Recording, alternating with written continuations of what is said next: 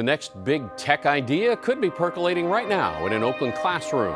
Nice, okay. At 6'9", Brandon Nicholson towers over these teenagers he's helping. It's summer vacation, but these young Bay Area teens are laser focused. We see ourselves as developing high-quality young men, first and foremost. Keep building on that. So for helping black teenagers find a limitless future, this week's Jefferson Award in the Bay Area goes to Brandon Nicholson.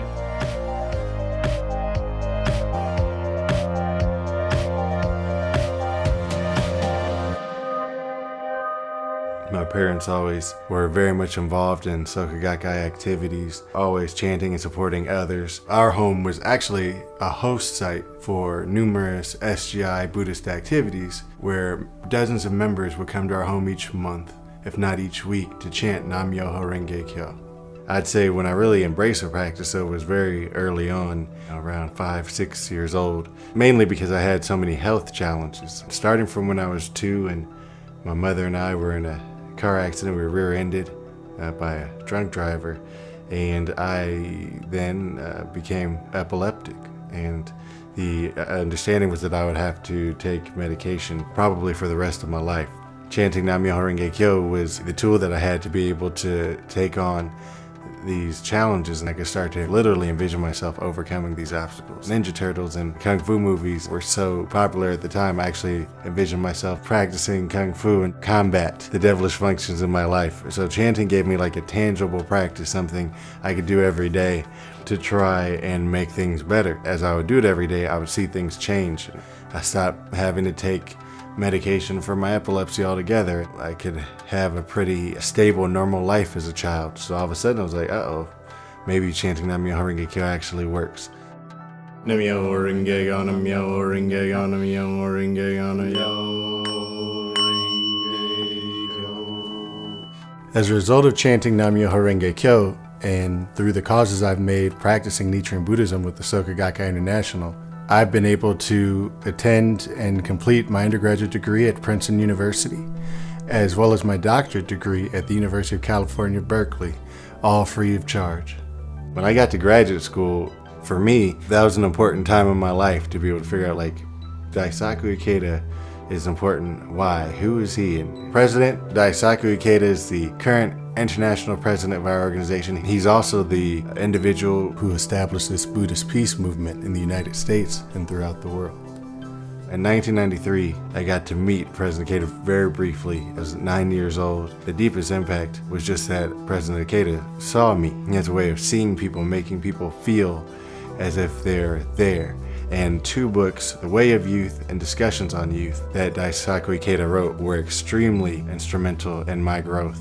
I realized I could have a mentor who is different from me, who lives way far away from me, but who believes in me and encourages me through his own writings to do my best. And really, that's what matters.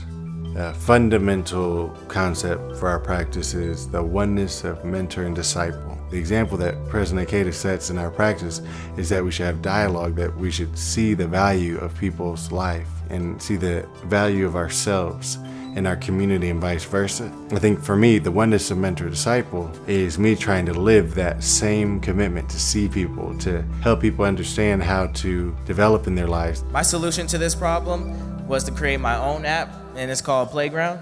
You can calculate how much money you would have to be paying monthly. Started doing my own sneaker restoration, started painting my shoes, and then my friends started paying me to pay their shoes. I was like, hello, all right, let's do this. I started to have my own little business going on. So now I happen to work in a career where I get to do that on a daily basis. I'm the founding director of an organization called the Hidden Genius Project, and it's based in Oakland, California. And our mission is to train and mentor Black male youth in technology creation, entrepreneurship, and leadership skills to transform their lives and communities. Before I actually decided to take the leap and become the first staff member, executive director of the Hidden Genius Project, I had been going through some self-exploration, figuring out, what's next for me. Finally, this opportunity with the Hidden Genius Project came about, and honestly, I didn't want it. I didn't want to be an executive director of a nonprofit, but it just made too much sense for me to pass it up. Sitting there my first day of this job in a room by myself without a staff and without enough budget to sustain my salary for the year, I had to figure out what to do next.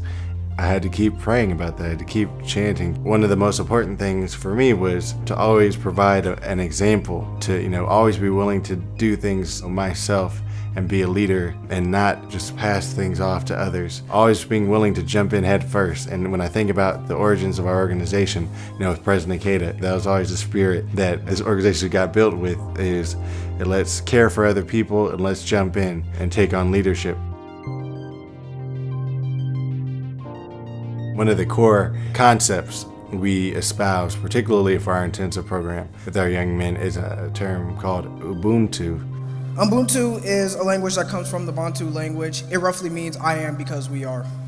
During the summer session of the Hidden Genius Project, students that got ahead in their coding assignments went back to help their friends catch up. Because of Ubuntu, they couldn't really say that they were successful till everyone is successful. I am because we are. I am successful because we are successful.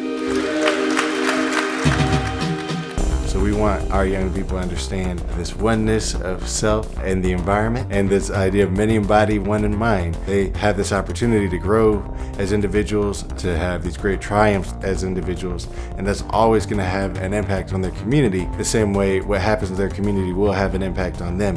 Having the opportunity every day to wake up and love my job and love the fact that I get to connect with people in my community and try and make the impossible possible, try and help people see value where maybe others do not.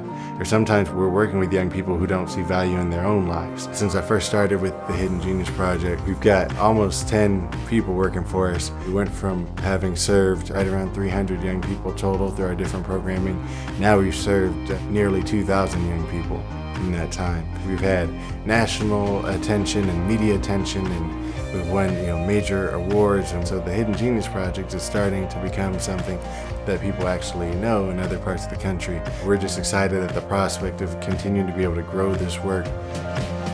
All this encouragement I've ever received from Daisaku Ikeda has always been in the spirit of understanding that each of us has this tremendous potential to be great, and that's the very thing that's going to make our community and our society great. I am because we are. And so I'm constantly trying to pay it back and pay it forward all the time, and to really make my own contribution to our peace movement. Helping young people encounter and reveal their potential and help make a positive contribution to our community in a way that could actually bring about peace and could bring about change. I am because we are. I am because we are. I am because we are. I am because we are.